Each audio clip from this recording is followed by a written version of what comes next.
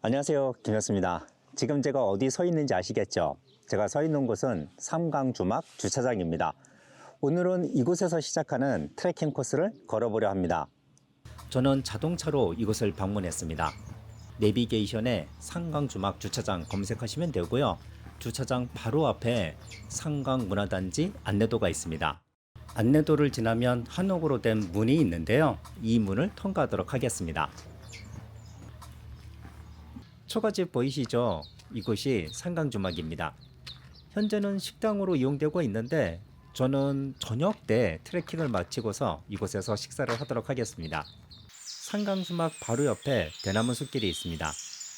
눈에 잘 띄지 않고 길이도 아주 짧지만 따뜻한 햇살과 함께 대나무를 바라보면서 걷기 좋은 길입니다. 수령이 오래된 아주 커다란 나무 한 그루가 서 있습니다. 한눈에 보더라도 너무나도 멋집니다. 수백 년 동안 이곳에 서 있으면서 삼강나루를 오갔던 수많은 사람들의 삶의 모습을 지켜보지 않았을까 생각이 됩니다. 나루터에는 인증사진 찍을 수 있는 곳이 있고요. 황토도배도 전시되어 있습니다. 황토도배 뒤에는 낙동강과 내성천이 합류하여 흐르고 있습니다. 삼강나루를 뒤로하고 저는 계속해서 트레킹을 이어가겠습니다. 회랑을 지나가고 있는데요. 이곳은 막걸리 홍보관입니다. 전국의 다양한 막걸리병이 전시되고 있고요. 막걸리 지도도 볼 수 있습니다. 앞에 빨간 객실은 무당벌레, 그리고 녹색은 메뚜기를 형상화해서 만들지 않았을까 생각이 됩니다. 삼강나루 캠핑장을 지나가고 있는데요. 데코도 잘 되어 있고 특색 있는 객실도 있어서 아이들이 굉장히 좋아할 것 같습니다. 메타 셀카였길을 걷고 있는데 왼쪽에서 물소리가 크게 들리거든요. 무슨 일인지 가보도록 하겠습니다. 보이시죠? 분수쇼가 지금 펼쳐지고 있습니다. 잠시 아름다운 분수쇼를 보도록 하겠습니다.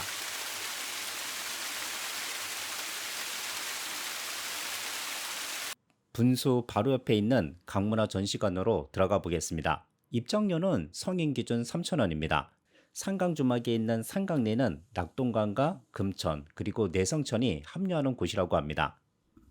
그래서 그런지 이곳에는 강의 역사와 생태 문화를 소개하고 예천의 역사와 인물에 대해서도 전시를 하고 있습니다. 제가 가본 전시관 중에서 가장 퀄리티가 높은 전시관이었습니다. 강문화 전시관을 빠져나오면 비룡교 입구를 만나게 되는데요. 삼강주막에서 0.7km로 왔네요. 저는 쌍저람 쪽으로 이동하겠습니다. 앞에 보이는 다리가 비룡교입니다. 비룡교를 건너서 회령포 마을까지 갈 수 있는데 저는 쌍저람 트레킹을 다 마친 다음에 회령포까지 다녀올 생각입니다. 길 양옆에는 연초록으로 물든 나무들이 길게 늘어서 있어서 눈이 저절로 정화가 됩니다. 제 옆으로 흐르고 있는 강은 낙동강인데요. 간밤에 비가 내렸는지 낙동강 물이 탁해 보입니다. 비룡교에서 1km 15분 정도 걸었습니다. 시멘트 길이 끝나고 흙길이 시작되고 있습니다. 흙길을 따라서 산모통일을 한 바퀴 돌았거든요. 앞에 해충 기피제 자동 분사기가 있습니다.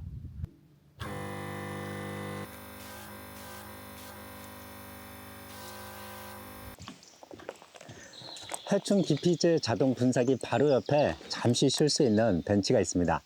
이곳에서 잠시 쉬었다가 가도록 하겠습니다.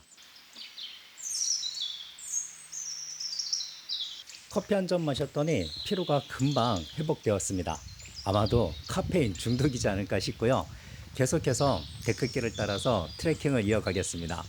진양 방향 왼쪽으로 낙동강이 보이고요. 노란 야생화도 저를 반겨주고 있습니다. 특히나 이 숲길에는 산새소리가 참 정겹게 들리고 있습니다.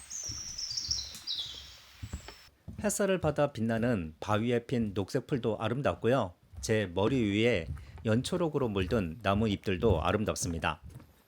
잠시 쉴 수 있는 쉼터 겸 전망대에 도착했습니다. 앞에서도 말씀드렸듯이 오늘은 낙동강이 탁합니다.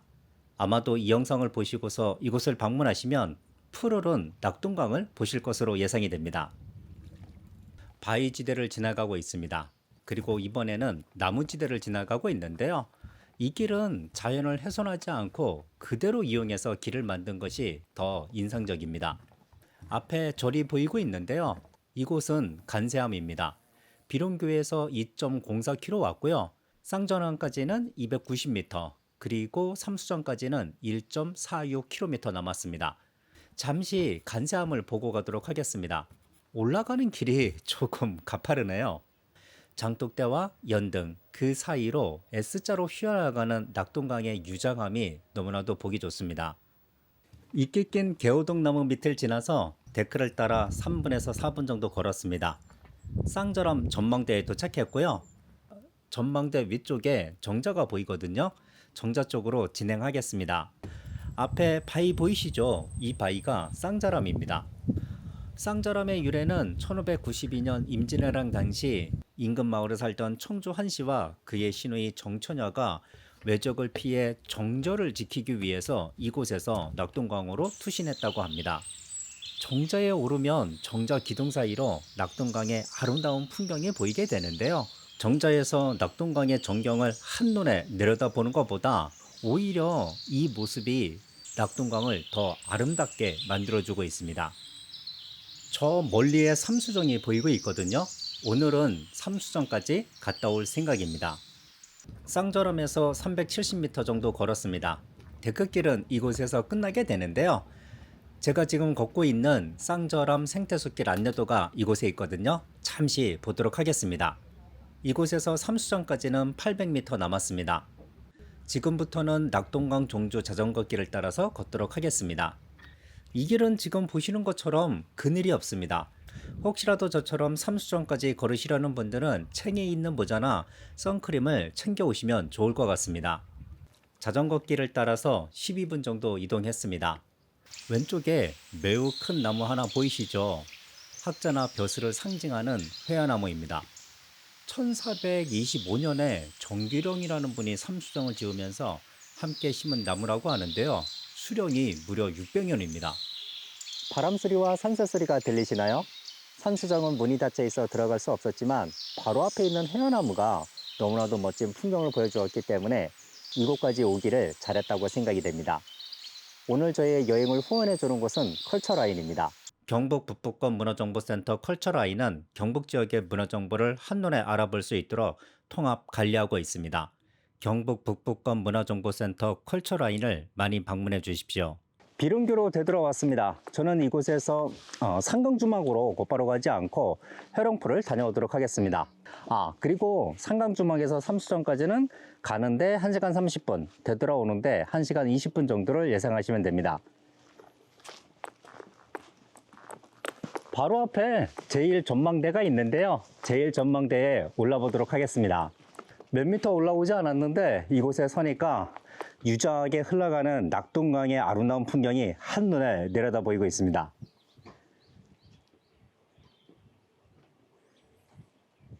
전망대에서 낙동강을 바라볼 때는 몰랐는데 이곳에서 전망대를 바라보니까 제 느낌에는 한 마리의 학이 날개를 펼치고 있는 듯한 모습입니다.